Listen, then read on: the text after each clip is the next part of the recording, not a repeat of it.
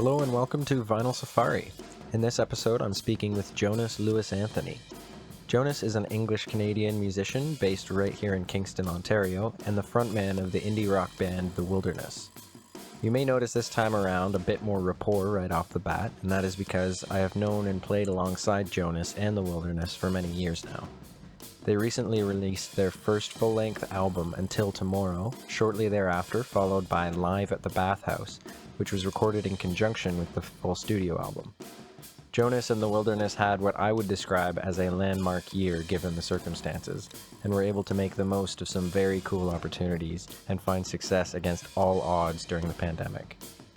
We discussed the impact of music on our lives in 2020, the band's experience recording at one of the most legendary studios in Canada, what it's like touring in a six-piece ensemble, favorite records, and much more. Please forgive the slight audio interruptions early in the podcast. We were both visited near the beginning by our respective four-legged companions, but fortunately things quickly settled down into a really insightful and interesting conversation. So without further delay, I bring you Mr. Jonas Lewis-Anthony.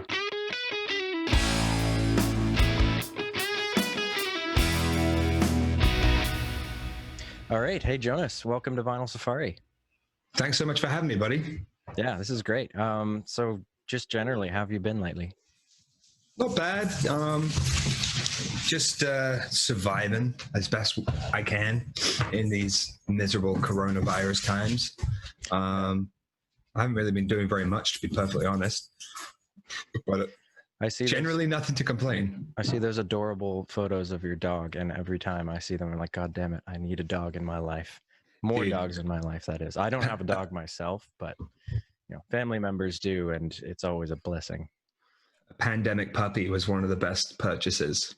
You weren't the only one. My brother and his wife bought a little black lab puppy back in really? Early summer, yeah. That's amazing. Cheers, man. Oh, wait, hang on a second. I couldn't do this without drinking out of my Oakridge Ave Cozy. That's wicked. Well, there you go. Matt. Cheers, buddy. Yeah. There's also a high likelihood, you can kind of see him here, that we'll be visited by one of the cats. I have two cats who are brothers, and here we go. Fabulous. Hey, buddy. Might have to cut some of this out, but whatever. It's all good. That's fine. Anyway, that's showbiz. Yeah. So anyway, it's been a rough time, man. But I have to say, there has been some really, really amazing music being put out this year, all things considered. And in a way, some of the cooler shows that I've seen lately as well, that I really didn't expect to have such a cool experience through a screen. But recently I wanted to ask you about your gig with the Trues. How did that come about, and what was that like? So I can't remember when it was now. It was a couple of months ago, maybe prior to the pandemic sort of kicking off. We applied to be in the Jim Beam Canadian Music Week National Talent Search. Mm-hmm. And to be perfectly honest, I wasn't super jazzed about it. I kind of thought, this is like another one of these like Battle of the Bands type thingamajiggies, and it's like, okay, I guess we'll do it. I was kind of being a bit of a grumpy dick about it, to be perfectly honest. But I don't know. I like the idea of anybody trying to sort of give anyone in music sort of a leg up and any sort of opportunity to get in front of new people. But there's also kind of like a grumpy, miserable git part of me that's just like, I don't know, I hate fucking talent searches and competitions and Battle of the Bands, pay to play kind of stuff. So I was a little bit apprehensive about it, but I was proved wrong, which is good. We did pretty well. We got into the top 40 in Canada, which then meant that we did a live off the floor session during the pandemic. They shifted the whole competition, basically. There was going to be a show in April, I think. But they changed it to do a live off the floor session instead. So we did this live off the floor session at Audio Valley Studios in Ottawa. And we played a song off our new record called Pick You Up. And it was a great time. The guys from Jim Beam and Canadian Music Week were really nice. And we got to work with one of our favorite engineers who we call Super Hot Steve. And then basically those 40 bands who do a video, then you kind of get your fans to vote for you to be like, who's the best kind of thing. So we did that, and that was really cool, and it was really fun. We didn't win the competition, but the Trues organized the show at the Danforth Music Hall called Live from Inside, and partnered with Jim Beam and Canadian Music Week, who basically was saying, well, why don't you guys pick one of the 40 bands from this competition to open for you? And so they watched all of them, and then they picked us, which was a huge surprise. So I was, really wrong about the whole competition, and I'm glad Indy, sorry, my dog's being crazy, and I'm glad that I was proved wrong about it. And then we got to play at the Danforth Music Hall 2 weeks ago, and it was amazing, and such a dream come true. That is unreal. I saw those photos and I was like, no way, this is the coolest thing. I mean, maybe minus the plexiglass barriers, but other than that, I was just like, this looks so goddamn cool. And it was super cool. Yeah, so that's really exciting. Also, the shirt you were wearing was pretty sweet. I like those. Thank you very much. I got embroidered roses or whatever. I got so many compliments about that shirt, and it's not even mine. It's my friend Bailey's. She lent it to me just to look fashionable, Well, it worked. Yeah, it was it was a really amazing opportunity, and it wouldn't have been possible without the Jim Beam National Talent Search, and obviously the Trues and Canadian Music Week. So super grateful. My dog, Indy, you want a snack? You want to say hi to Sean? You're not getting a snack because you're being a little dick. There you go. Yeah, man, it was great. Yeah. So speaking of, you mentioned Pick You Up. I want to talk about both the debut record you guys put out and also the live at the Bathouse sessions. But first of all, you recorded, was the entirety of the debut record recorded at the Bathouse, or only parts? Okay. Oh, no. Yeah, every song, all of the songs but one was recorded at the Bathouse. Okay, wicked. And what was that like generally? I've heard so many things about the Bathouse and what it's like recording there, and I've never actually been myself. That's a bucket list thing that I'll hopefully tick off before too long. But just tell me what that was like and what your experience was like there. Dude, it really was a dream come true. When we were writing this album, we were thinking, okay, like, what are we going to do and where are we going to record it? And we had a few options in mind. And Boris from Cassador had mentioned to me, like, if you're ever looking to record at the Bathouse, let me know. I might be able to sort of swing something for you. So I sent him a message as a sort of Hail Mary kind of thing, being like, my dogs are crazy, being like, hey man, like, we're interested in recording, blah, blah, blah. And he said, that's great. Like, what are your dates? And I told him the dates. And he said, you know what? If you've got any demos, you should run them by my dad, because he might be interested in producing you guys. I thought to myself, there's no way in hell that Rob Baker is going to want to produce us, but that's cool. So yeah, we recorded a couple of demos in my room, and we sent them off to Rob, just sort of crossing our fingers and toes. And he got back to us, said he liked the tunes, and said that he wanted to work with us, and sucked. Okay. There we go. Nice. You're back. Yay. All right, let's pretend it didn't happen. I'll just awkwardly cut it so that you mid-sentence just start chewing on something in the video. So yeah, Rob miraculously liked the demos we sent him, and said that he would like to produce us, which was just like it was just the most insane feeling. So we had this sort of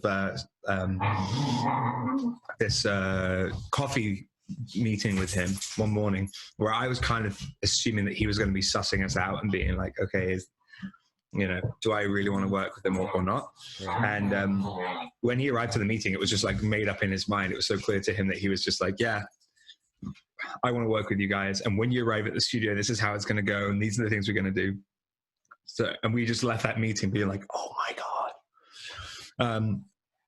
Arriving at the studio was crazy. It was just like everywhere you looked were like instruments and that have been used to record some of my favorite albums, and like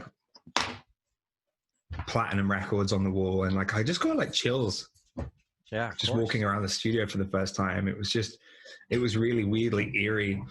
But the experience itself was just like a dream come true, because we spent the entire time there. So we'd wake up together in the morning, we'd put on a pot of coffee, we'd make a big breakfast, we'd hang out, Rob would arrive, we'd just crack at it, and we'd go for like 12, 13 hours a day. And if you weren't busy, you could just go and you could sit and you could watch TV, or you could like go and shoot pool upstairs and listen to records. And like, there were so many little quiet places in the house where you could just sit. And like, the evenings were my favorite, because we'd finish tracking for the day. Niles, the engineer, is just a machine. Mm-hmm. And so fast, and we'd sit with him, he'd do some comping, we'd listen back to what we'd achieved that day, and then we'd just kind of hang out, we'd shoot pool upstairs and listen to records. And one of my favorite nights, I just sat in the live room with all the like Christmas lights on, and just strummed the guitar and just sort of sat there and listened to like the house kind of creaking and the ghosts moving in and out of the walls. And it was just like a dream come true. It was like a fairy tale experience recording an album. That is so cool. It was so cool. I can't even imagine. The extent of the Bathouse interior that I've seen is basically from your videos. Oh, really? And even those, I'm just like, God damn, that looks like such a cool place to record an album. And you guys should record there. You absolutely should. And I think I think it would be a perfect fit for you. I think you'd have a field day. On the list for sure. And I have I spoke to Boris actually briefly about that ages ago at a Casador show, and he was talking about their experience there, and he was describing how it is basically like a live-in bed and breakfast plus recording studio. And I didn't know that, and I was like, I cannot imagine a cooler, more immersive experience for making music. To me that was the best part, was like the live-in B&B style, like I love doing like communal stuff with the band. And I love like the Ben from McKinnon came by with like 7 2/4s of Red Fox that we just destroyed.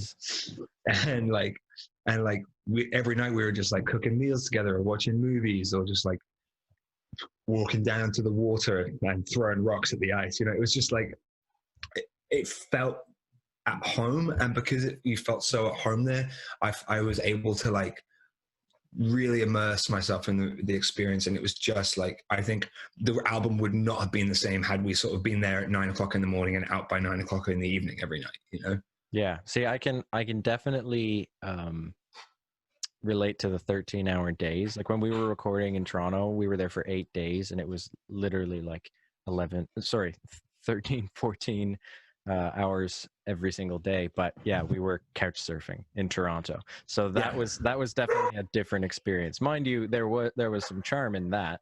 Instead of shooting pool and drinking beer and listening to music in the upstairs, it was at the Horseshoe and Dominion pub and shit like that. There's a pub that was right around the corner from where I used to live in Toronto, called the Dominion, and they do a thing called Thorogood Thursdays, where you get a bourbon, a scotch, and a beer for $10. Jesus Christ! Yeah, it's deadly. So that sounds deadly. We indulged in that on the Thursday that we were there. But yeah, that was sort of our experience. But I do really like the idea of having it be a fully holistic thing where you're staying there and cooking and hanging out and stuff. That really does sound pretty cool. It was it was not only my favorite recording experience, but it was one of the best experiences of my life, you know, and like just hearing the songs coming to life was one thing, and that was really amazing. But what was like also like the memories I cherish of like the non-musical stuff we did there is almost just as important. Mm-hmm.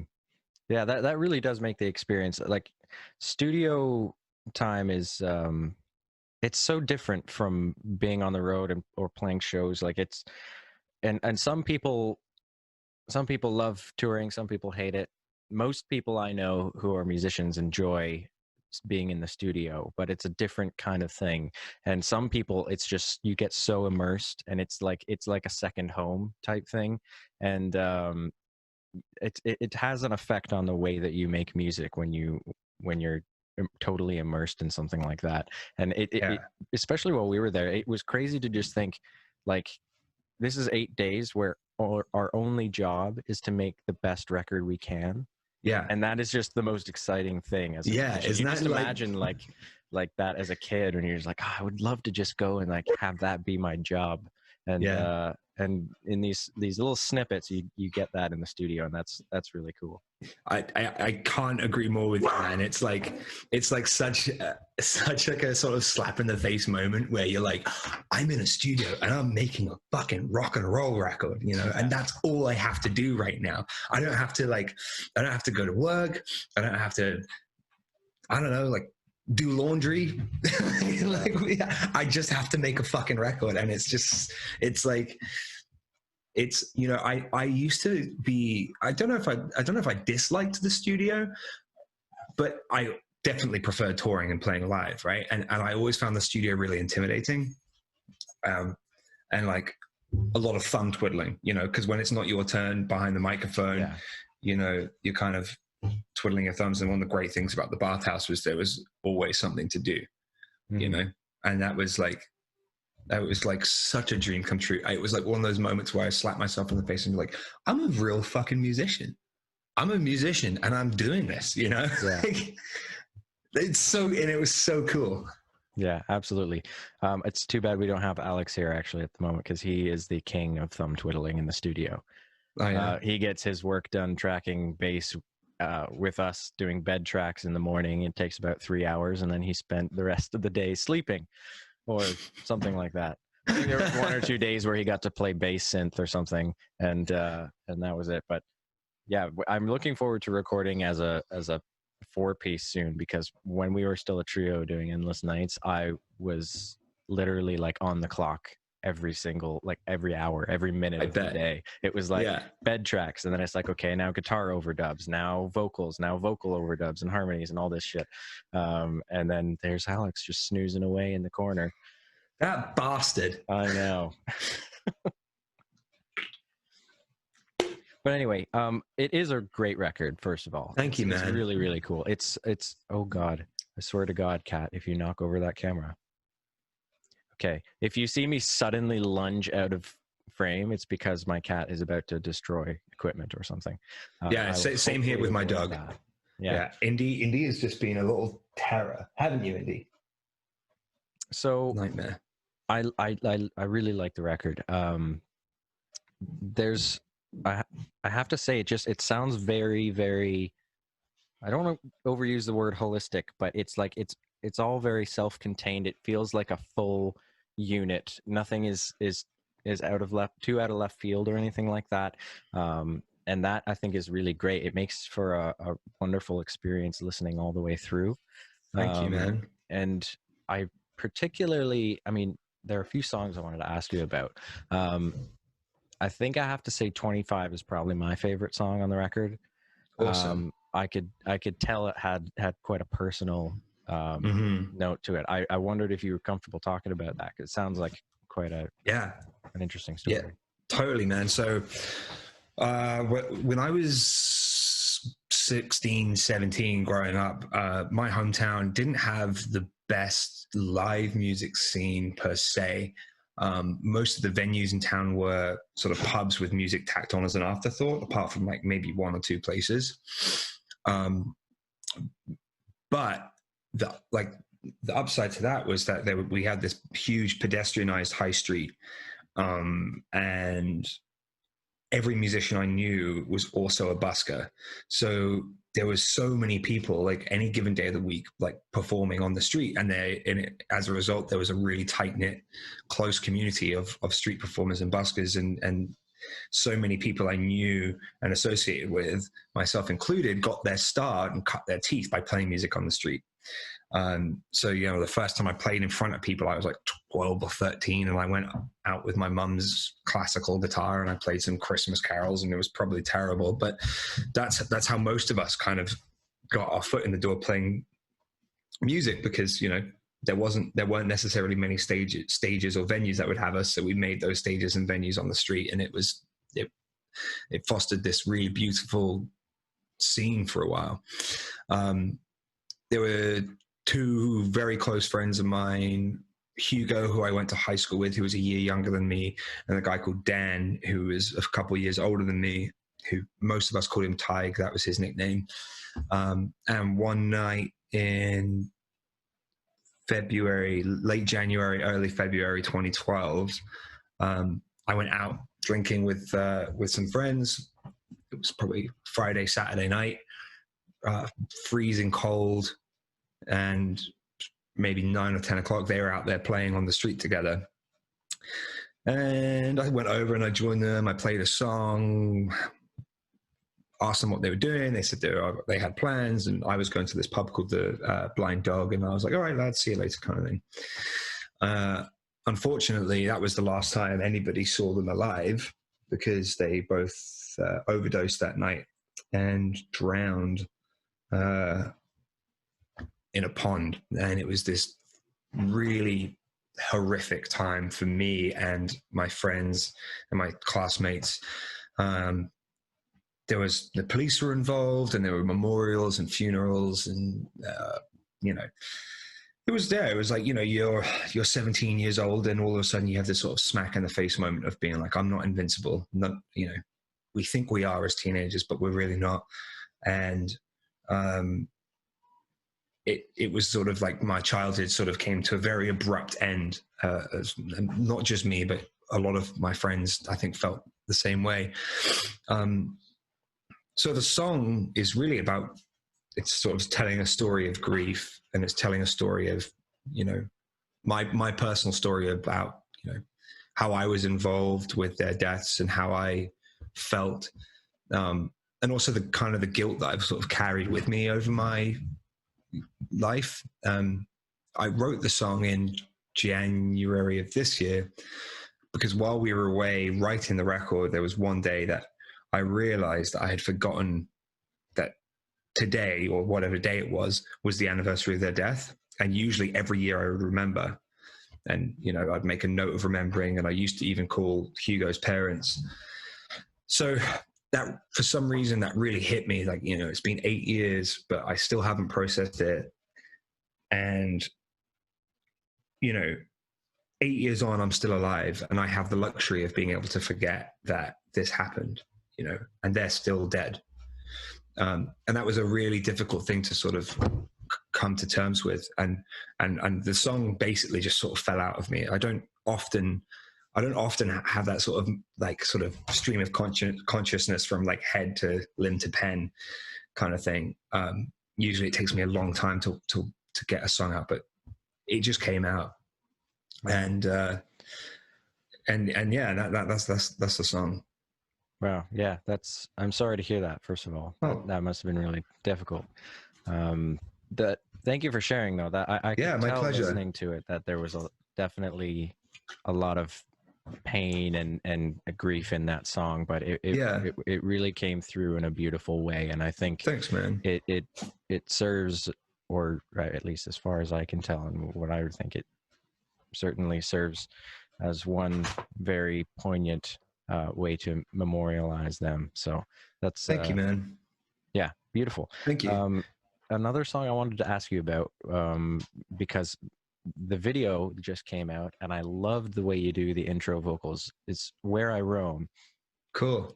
That song, I mean, first of all, hardcore Mumford and Sons vibes off the hop, and I was like, this is, Sick. I can fuck with this. This is cool. This is cool stuff. And Cool. and it just gets more and more rock and roll as it goes on. Nice. So what's the story behind that one? Where I Roam, we actually wrote that years ago, within a year of the band's formation. I had just moved to Canada. I was sort of fresh off the boat, and my parents were living in Virginia at the time. I was from the UK. I somehow ended up living in Kingston, playing in a band with all these guys who also aren't from Kingston. And the whole thing was just sort of like, where the fuck is home anymore? You know, like where do I belong? Where do I have roots? And there was one night I was staying with a friend out at her parents' place in Inverary, and it was the dead of winter, and it was freezing cold, and we walked out on the lake, and I could hear all the coyotes howling, and I was like, this is what Canada is like, man. This place is awesome. And at the time, I was obsessed with Jack Kerouac on the road, and I suck at reading. I always get distracted. So I was listening to a lot of audiobooks. So I was listening to the audiobook of Jack Kerouac reading on the road, and I just walked out on the frozen ice. And that's where the opening lines from the song came from. But the rest of the song is basically being like, where do I belong? Do I feel at home here because, you know, home is where the heart is, or do I feel at home here because home is where you lay your hat or hang your hat or whatever. Mm-hmm. And then I guess it kind of concludes by being like, I don't know where home is, and that doesn't really matter, because like, no matter what, I'm just going to keep moving, and I'm hungry to keep moving, you know, to sort of keep burning rubber. Yeah. And that's basically it in a nutshell. That's really cool. That is actually a really neat way of wrapping up, sort of, in a way, the ethos behind the band, given that you're all from different places and you've congregated in Kingston, and that's pretty cool. I like that. Thanks, man. Thank you. So I did have a couple other questions about the kind of music that you listen to now. Yeah. I know Springsteen is the king in your opinion, and so I mean, everybody I'm sure who's listening to this who knows you probably knows that, but just tell me a little bit more about your influence with Bruce Springsteen. I owe it entirely to my best friend back home, Alex Ryan. We played in bands together as teenagers. First, like, band that I actually played like a show with was called the Painkillers. I was the singer, Alex was the guitar player, and we were just, you know, your typical teenagers in a band, sort of like making noise in the garage kind of thing. But Alex got me onto Bruce Springsteen. The first Springsteen song that I heard that wasn't like from my parents playing it was Atlantic City, and we covered Atlantic City with the Painkillers. And I remember thinking, this is just the coolest song I've ever heard. I didn't know what it meant. I didn't know anything about the background, but I just remember hearing it off the Nebraska album and just being like, this song means something, because I don't know why, but I really feel something, and I feel something that I've never actually experienced before. Like, I didn't grow up on the Jersey Shore. I didn't get involved with gangs and blow up the Chicken Man in Philly. Like, you know, I'm a kid from Canterbury, England, but like, I just connected with his music so much through that song. And then Alex introduced me to other Springsteen stuff, like Born to Run and Thunder Road, Jungle Land, like classics like Dancing in the Dark, or like even songs like Rosalita or Racing in the Street. And one thing I just fell in love with was his ability to tell a story. My favorite Springsteen line is 6 words. It's screen door slams, Mary's dress waves.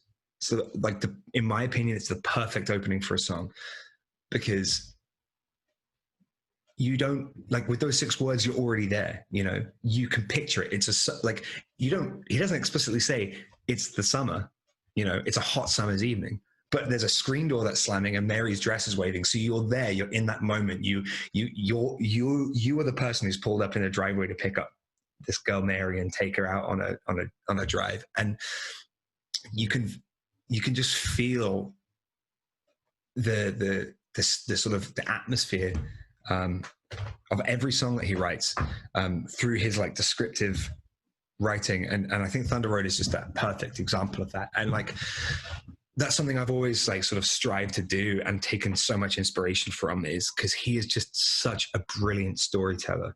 And I've tried writing songs where, you know, I sort of detach myself from it, and I've never been very good at that.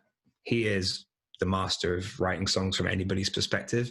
But one thing that I really gravitated towards and learned from Springsteen was just how to tell a story through song. And I've only ever really been good at writing stories. I love what he stands for. I love the way he plays. I love the big band, the saxophone, the congas, the 4-piece brass section. I just fucking love Bruce Springsteen. And that there are far worse musicians to have be such a huge influence on you. And yeah, I do not blame you in the slightest. Bruce Springsteen, well, he's the boss. I mean, he is the boss. That basically says it all. Yeah, he is the boss. Wicked. Yeah. So favorite Springsteen record? Born to Run. Yeah. Yeah. Why is that? What's it that does it for you on that one? It's got Born to Run, it's got Thunder Road, and it's got Jungle Land. And Jungle Land has the best saxophone solo of all time, I think. Like that record took like a year and a half to record, and Born to Run itself took 6 months. I just love it. And like there are so many moments on that album with that, like I just every time I hear one of those songs, I cannot help but like put me in a good mood. And to me, the outro of Thunder Road was like, no matter what mood I'm in, I'm like, I'm fucking driving out of town. I'm watching my hometown get smaller in the rearview mirror. I've got nothing but the bright future in front of me. I love it. It's very triumphant, I think. It's so triumphant. Yeah. And you know, it's good to listen to music that picks you up and makes you feel a bit triumphant from time to time, you know, because there's so much in the world to drag you down, to be miserable about, especially right now. So like anything that sort of like looks at bad in the sort of stares like badness in the face and says like, fuck you, and like makes you feel good, to me, that's 10 out of 10. Yeah. No, there's really nothing that can turn you around or turn a bad day around quite like a great uplifting song. And it's like there's a switch in the brain that just goes, why the fuck am I worrying about all this shit right now? Or I've totally missed something, or I've wasted so much of this day or this week or whatever just focusing on BS. And maybe it's just a single line, or it's a melody or something, but triumphant songs, I mean, to some degree they can get a bad rep when it's like stadium rockers who are writing anthems and every single song is like a cookie cutter type rock anthem. Don't Stop Believing. So there's something to be said for that style of music, and certainly when it overlaps with absolutely phenomenal songwriting, which Bruce Springsteen does on the regular. So yeah, man, absolutely. And I think you summed it up perfectly by calling it triumphant. It's good to feel triumphant from time to time, you know, and it's good to be uplifted by music that is designed to make you feel better, not just about yourself, but about the world you live in. And I think, you know, Thunder Road in particular, even though there is a lot of Springsteen songs that are quite sad and quite dark and quite introspective, Thunder Road, to me, it's like the hottest day of summer. You're crazily, madly, foolishly in love with somebody, and you've got like all of the energy of youth like on your side, and like those three things together, it's like what could possibly go wrong, you know? Yeah, exactly. Yeah. So similarly on the note of Springsteen, the Wilderness is a huge band, as far as I'm concerned. 6 guys is a lot to have lugging around equipment, filling into a van, coordinating schedules and all this crap. I mean, we struggle enough as it is with 4, and we did with it's a 3 nightmare as well. But yeah. So what is that like for you guys? Logistically, like hellish. I can only imagine. It's just like it's like I can barely organize myself, you know, and like being in a band with 6 people is like herding cats, you know. It's like and the prime example of that is when we are on tour and we stop at a gas station. You know why? Because we'll stop at a gas station and be like, right, I'm gonna put gas in the car, you guys go inside and get snacks, you go to the bathroom, blah blah blah blah blah, meet you back here in 5 minutes. And then everybody scatters, you know, and then all of a sudden there's 5 people in the van and you're ready to go. And then hang on, where's the 6th person? Or everybody gets back in the van and someone then decides that they need to go piss. And it's just like, It's a fucking nightmare. And like, that's on a micro scale. And then you apply that to like getting people together for rehearsal, coordinating the time off work so we can go on tour, or like we can go to the studio or whatever it is. But you know, those are all like sounding like fairly negative, but like the positive side of being in a 6-piece band to me is like the brotherhood, and I think you can find that in a band of no matter how many members. But we're really good at playing off each other and playing into each other, if you know what I mean. Like the 6 of us together, there's a wide enough variety of sort of personality and characteristics that balances each other out, and at the same time brings out the best in one another. Like the addition of Nick to the band like 3 or 4 years ago was the best thing we could have possibly done, because he brought with him this sort of like fearsome sort of professionalism and deep knowledge and understanding of like how music works. And like his ear is just so perfect, and he's one of those people that just understands music, you know. Not that the rest of us don't, but his fresh perspective on it was just like a revelation for the rest of us. So, you know, yes, it can be difficult to organize, and yes, it can be like stressful, that 6 of you, and yes, we're probably never going to really make any money because we're going to be dividing it in so many ways. But like, it's so worth it to me, man. Like, I couldn't imagine being in a band with anybody else. And we're at that point now where like we're so close, we speak to each other and communicate with each other almost exclusively with it, like with inside jokes and riddles. I can definitely relate to that. Yeah, like yeah, and it kind of doesn't even really occur to me anymore that like maybe that it is a bit ridiculous that we're in a 6-piece band.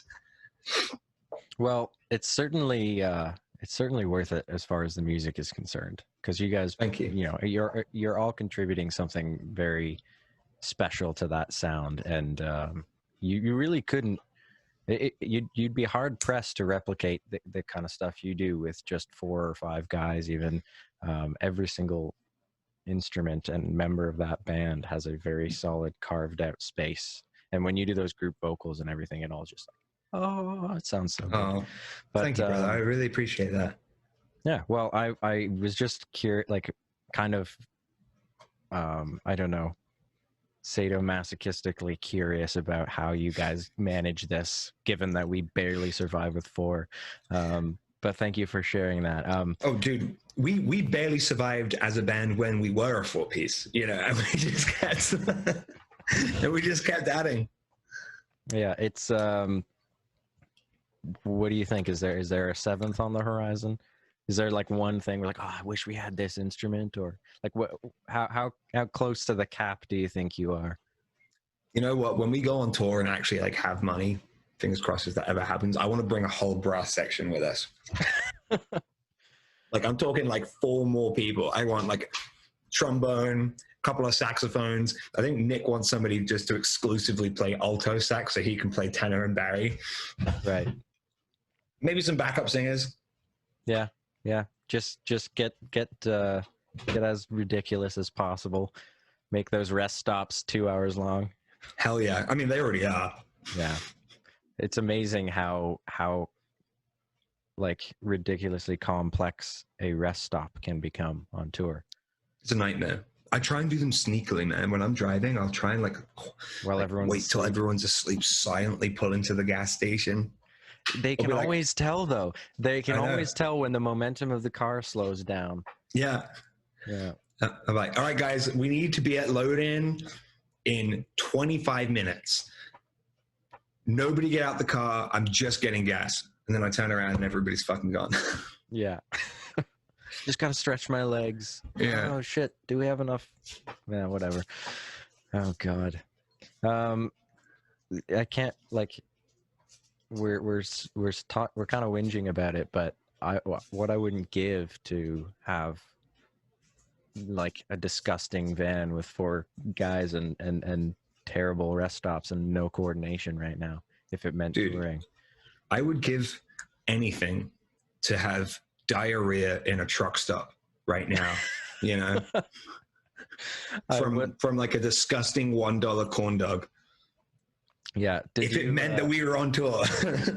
Yeah, for us it was the meat sticks. It was the meat and spicy meat sticks. Yeah, you can't go wrong with those. Those things are especially disgusting when you realize that one made its way underneath like the driver's seat or something 2 or 3 years ago, and you look at it, it looks exactly the same. It looks exactly the same. Yeah, like I can't believe we put that in our bodies. Oh yeah. Yeah. When we were on tour in Northern Ontario, Nick fell in love with the spicy meat sticks that they had at all the truck stops. And he has this theory that Northern Ontario has bigger and spicier meat sticks than Southern Ontario. I don't know if that has any weight to it, but there were some good spicy meat sticks up there. That is probably a testable claim. Yeah, it is. We'll have to take that to Mythbusters or something. All right. So how much time do you have, roughly speaking?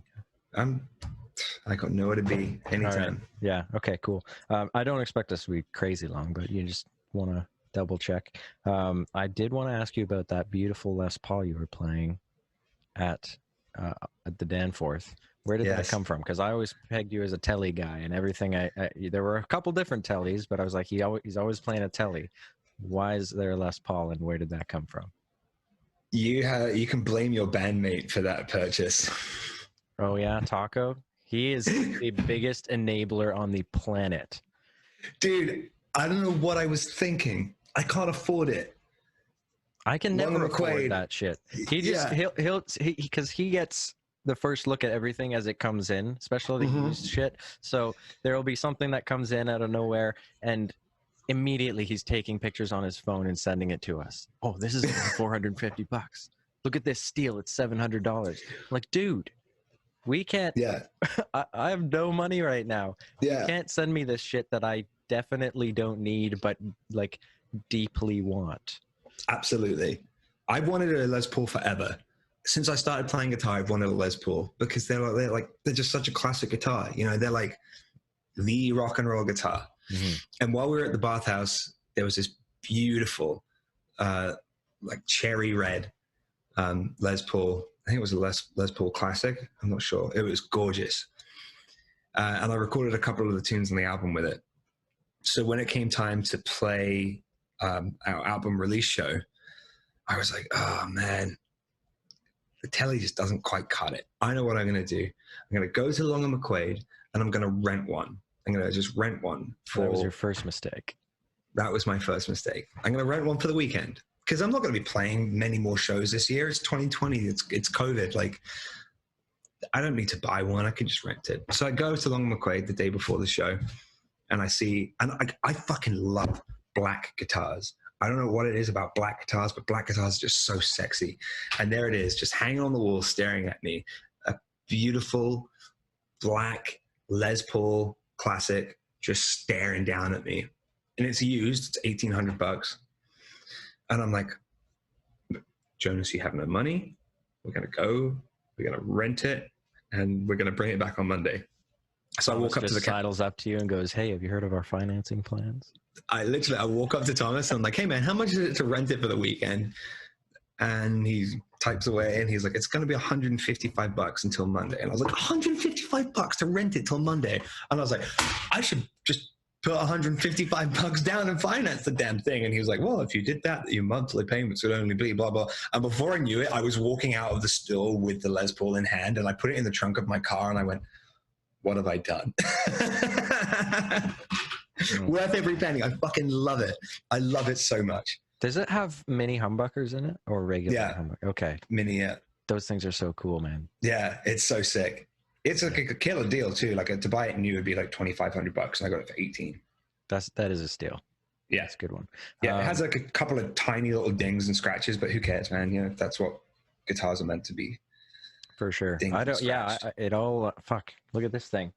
Yeah, it's gorgeous. Look at it. It's all character, in my opinion. My most recent acquisition, guitar wise, is absolutely Thomas's fault. It's that they call it midnight wine, but that wine red Strat with the lace sensor pickups. It just came in. He immediately snapped a photo, sent it to the band chat, and I was just like, you motherfucker, I can't believe you're doing this to me. And I already had 3 Stratocasters. I was not in need of another Strat. But then, I was thinking about it, and I was looking at it, I was like, that's so cool. And then I was like, you know what? I don't have any guitars with lace sensor pickups. And that was my rationalization. But then he shoots over. He's like, it's only blah, blah, blah. It was like $400 or something like that. I was like, that is, that's totally reasonable. And I'm going to find a way to rationalize this to my girlfriend, and it'll be just fine. She wasn't all that thrilled, to be honest. However, it's a great guitar. That guitar spawned the most recent videos that we did. Sick. That one song, Unknown Comfort, where that's a song that just writes itself. It was ridiculous. It was Taco had this down-tuned Telecaster. It was I can't even remember what it's tuned to. It was ridiculous. And he was just noodling away. This was actually early on in the pandemic when we were, I would say, bending the rules slightly. It was me, Harrison, and Thomas. We had just had enough of not playing our instruments. So we met up, and he's playing this down-tuned thing, and we're just sort of loosely setting up. I had the new Strat, and I was like, you just have to let me come over and plug into my proper rig, because I keep all my shit at his place. And he starts playing these chords, and I'm thinking, that sounds really cool. Look over, and Harrison is kind of just nodding his head. He's got the sticks. And then it gets to the end of sort of a phrase of this chord progression, and Harrison just goes, gah, gah, and then I just hit the first note I could find on the guitar neck with the fuzz pedal. It was like, nice. And it just rang out. I was like, God damn it, there's our song. We jammed on that for 45 minutes and probably pissed off the whole neighborhood. So, dude, I love walking past Thomas's house when you guys are rehearsing. It's sick. He lives just down the street from me, and I'll walk past and I'll hear. You've probably heard a lot of our songs, new songs and shit we're working on, because and some things that won't make the cut, rightfully so. Yeah, but that's hilarious. Yeah, it's great. It is funny. I didn't even realize until we saw you walking by one day that you lived so close to Thomas. Yeah, I literally a stone's throw away. Yeah, it's crazy. Yeah. Wait, weren't you playing a Les Paul in one of those videos you did in Lyndhurst? Yes, actually, that was my first electric guitar that I bought for myself.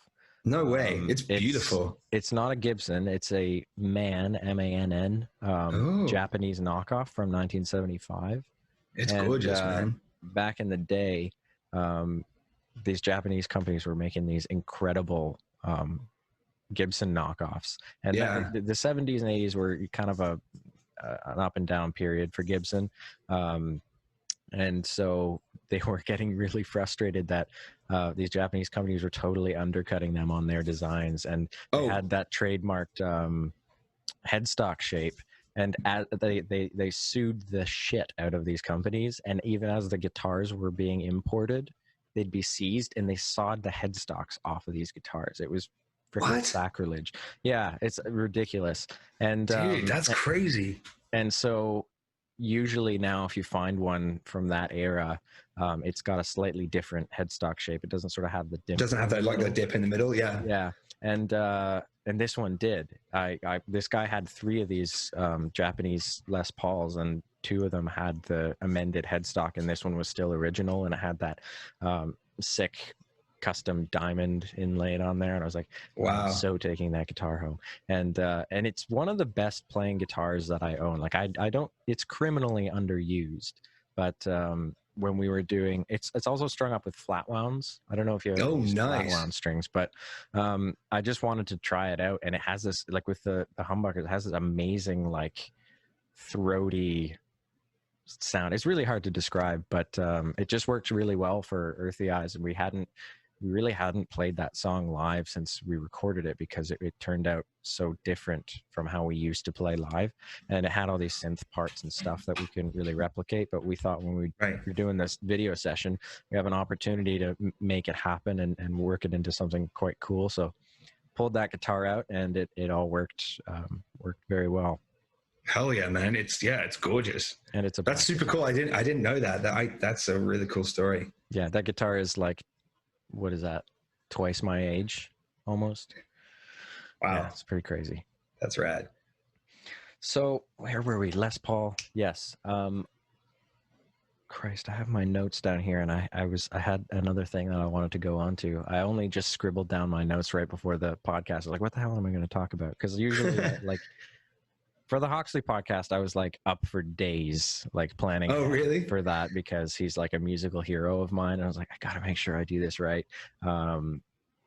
And I was thinking ahead of this, I was like, I have a little bit more rapport with Jonas. It'll be fine. Like, I listened to the records and everything I kind of had when I wanted to talk about. And then right before the podcast, I realized I didn't have nearly enough. So I just started writing shit down, and it was favorite records, Les Paul, 6 members, 25. So yeah, but we've hit many of them, but I mean, Vinyl Safari is kind of like a kitschy catch-all name. It's mostly about music, but I would like to talk a little bit about records. I'm going to put you on the spot here, and which is terrible because nobody likes to be put on the spot, especially with hard questions like if you had to choose 3 albums that you had to listen to, that you could only listen to, what would they be and why? Oh, I know. I should have warned you beforehand, but you bastard.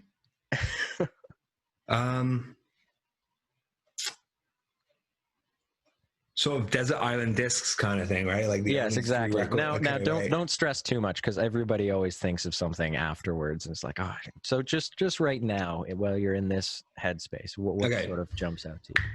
Born to Run. Okay. If I couldn't hear the sax solo in Jungle Land ever again, I'd be heartbroken. So that's one of them.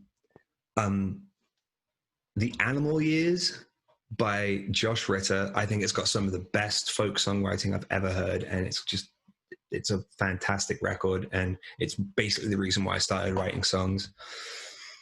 And this one's maybe a surprise, but Holy Hell by Architects, who are a post-hardcore band from the UK. I fucking love that album. It's so good. It's so fucking good. I'm going to have to put that on my list. It's like heavy, like really heavy, but man, it's so good. Yeah. Man, I every now and again, I just completely go on down the rabbit hole of heavy rock and roll music and post-core and shit. And it's always a pleasure. And I always remind myself, why the hell don't I mix more of this into my regular diet of music? But actually, I don't know, you might know this. You probably do. The band Biffy Clyro from Scotland. Yeah. I just discovered them the other day. Aren't they amazing? Like, Christ, these guys are incredibly creative rock and roll musicians. Like, I couldn't believe what I was hearing. Like, it's happened so many times this year alone, but just generally, it almost actually stresses me out to think of how much great music I don't know about. It actually makes me uncomfortable to think about sometimes. I know the feeling. Like it's going to come up in a pop quiz. Yeah, it's like my favorite artist could be out there that I've never heard before, and it drives me crazy. But I heard Biffy Clyro, and I was like, I'd seen the name here and there on like posters for festivals and shit like that, but I listened to them because the lead singer featured on That Pedal Show on YouTube. I don't know. Oh yeah, and I was listening, and he played a song at the end. I was like, "This is really, really kind of cool." And looked them up. They just put out an album, and I was blown away. And that was just like one of many artists that I either discovered or rediscovered and totally went down the rabbit hole with, which I was curious to know, like in 2020 more specifically, but generally, like what kind of new artists have you discovered that have kind of thrown you for a loop? Oh, that's a great one. This is probably, it was kind of towards the end of 2019, but he put out an album in May. There's a Canadian musician called Ken Yates. He's a folk artist. He recorded his record at North of Princess, like Really? just around the corner from here. Yeah. His album Quiet Talkers, I really went down a Ken Yates rabbit hole. And just, I've listened to basically, I've listened to everything that he's put out. He's a fantastic songwriter, desperately sad. Like the music is really, really sad. So be prepared to sort of, curl up in a ball somewhere. It's all right. My first like obsession was Glenn Hansard. So totally, man. Yeah, you get the big sad. You listen to Glenn Hansard. My first concert as well. Oh, really? That's amazing. I saw the Swell Season play at Massey Hall in Toronto.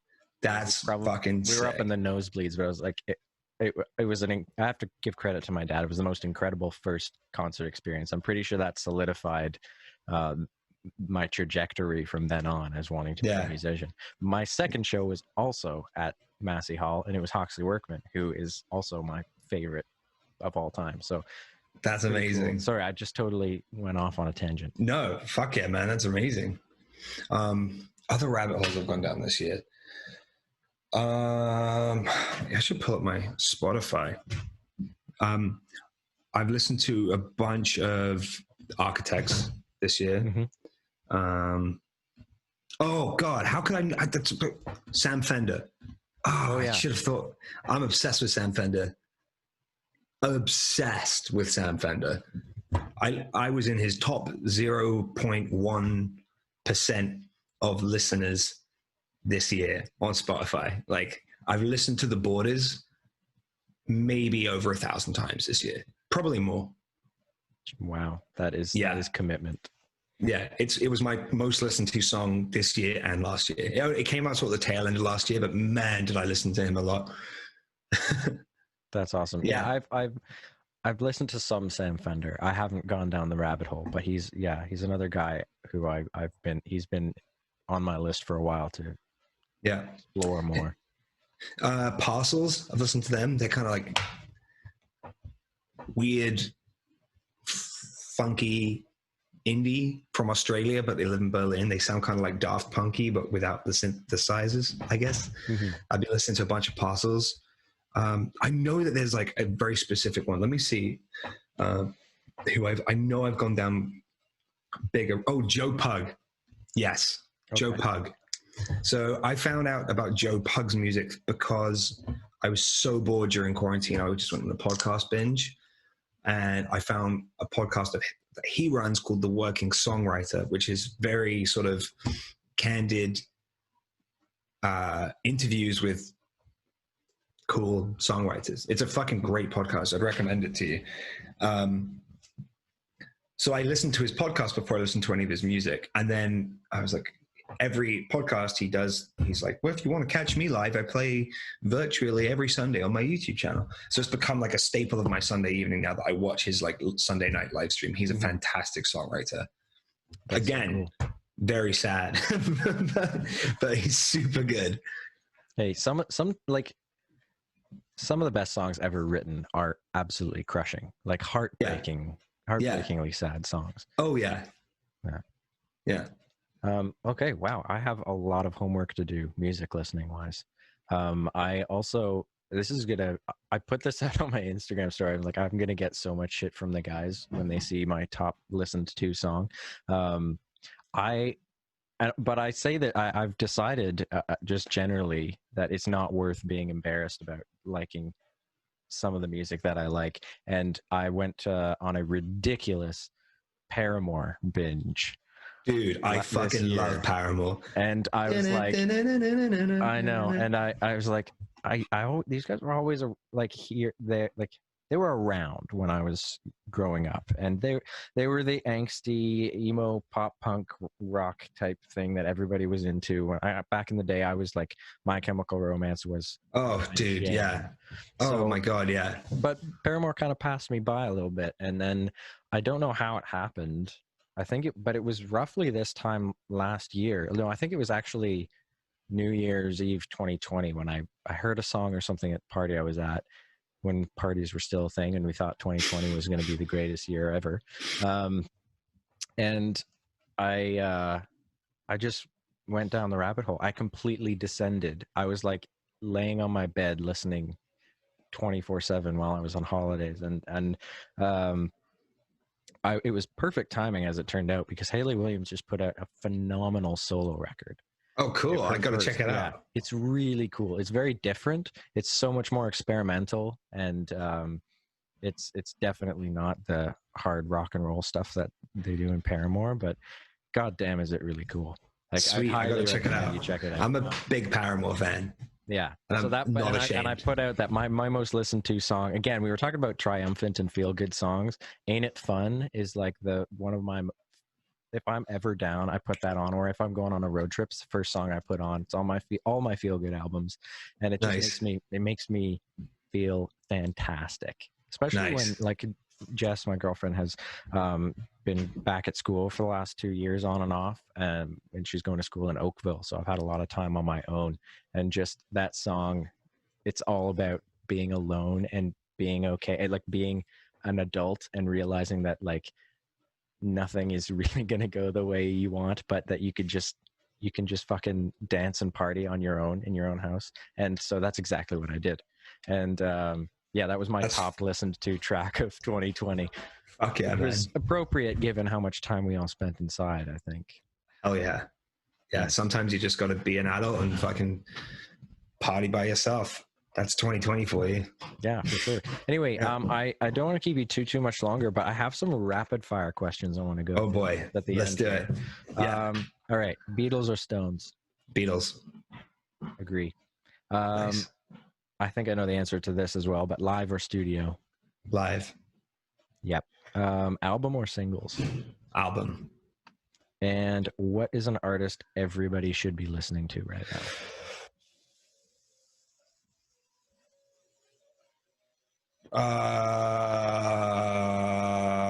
Oakridge Ave. Fuck you, man. All right, I'll take that. I thank you, but what's really the one that everybody should be listening to? Fuck, I don't know. Ken Yates. Yeah, Ken Yates. Yeah, big fan. All right. Get ready to cry, but Ken Yates. I think he's a fantastic songwriter and horrifically underrated. Some really well-written, crushingly sad music is probably the exact thing that we need right now to balance with the sickly sweet Christmas music that is literally everywhere. And I love Christmas music, don't get me wrong, but I cannot stand the kinds that they play at the grocery store. Oh god, on the radio. That's sickening. That might just be the perfect balance. Yeah. All right. Well, thank you so much for coming on the podcast, man. We'll have to do this at some point again in the future, hopefully in person if we can. I'd love to. Yeah. Well, maybe get some of the other guys in as well. Be cool. That'd be great, man. Have a grand old romp with some beer and some chat. That sounds fucking rad. Thank you so much for having me, Sean. I think it's fucking rad that you started this. Yeah. Well, it's thank you for being my second guest. I feel privileged. Well, it's a little passion project for me, and I'm glad that you said yes, and hopefully it's all up from here. I'm sure of it. It's gonna get better. And 2021 we'll be sharing a stage again and fucking rocking out and touring. And oh yeah, I still stand by. We have to do some kind of Kingston indie rock all stars show, like just pack a show with a wicked lineup of when we can, like when shows can happen with 400 or 500 people in a room again, we will play a show that will fucking destroy Kingston in the best possible way, because I am hungry for it. Yep. And I know hundreds of other people are hungry for it. Starved, absolutely starved for it. Yeah. All right, buddy. Wicked, thank you so much, man. Yeah, it was my pleasure. Thank you. Cheers. Good night. You too. Bye-bye. Thank you for joining us on Vinyl Safari. If you enjoyed the podcast, please follow Vinyl Safari on whichever podcast platform you're using. And if you're watching on YouTube, subscribe to Oakridge Ave to catch the latest episodes, new music, and more. We greatly appreciate your support. You can also follow Jonas's band The Wilderness online at thewildernessband.com, at The Wilderness Kingston on Facebook and Instagram, and at The Wilderness ON on Twitter. Thank you for listening, and we'll see you on the next Vinyl Safari.